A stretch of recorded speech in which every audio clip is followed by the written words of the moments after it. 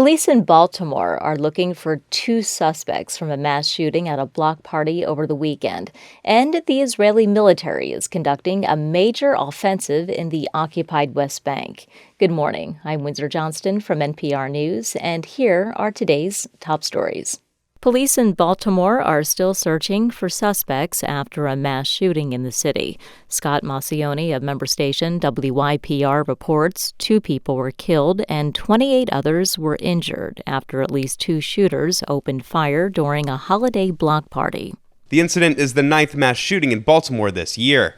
Acting Police Commissioner Richard Worley is asking for the public's help in finding the shooters. We're looking for any kind of video, and if anyone has any Ring cameras, any other cameras, any other video that you see that could help us, please send it to us so we can find these individuals. Baltimore Mayor Brandon Scott says the shooting's a reminder why the city needs to continue to focus on keeping illegal guns off the street. The city's sending trauma resources into neighborhoods impacted by the shooting. For NPR News, I'm Scott Maucione in Baltimore. The Israeli military is currently conducting a large offensive in the occupied West Bank.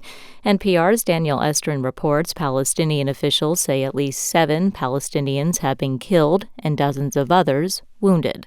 This is one of the most intense Israeli operations in the West Bank in terms of firepower from the air and ground in more than a decade. Israel is calling it an extensive counterterrorism effort in the Jenin refugee camp, a center of Palestinian militant activity. Drone strikes targeted what Israel called the camp's operational command center for militants. Hundreds of Israeli ground troops have been deployed in the operation.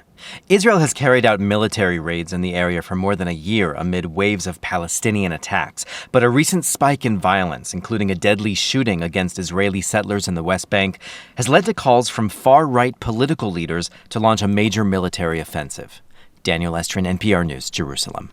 Officials in Ukraine say Russia launched a drone attack on several regions of the country today.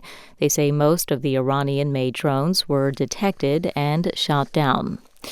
Thousands of hotel employees in Southern California walked off the job yesterday.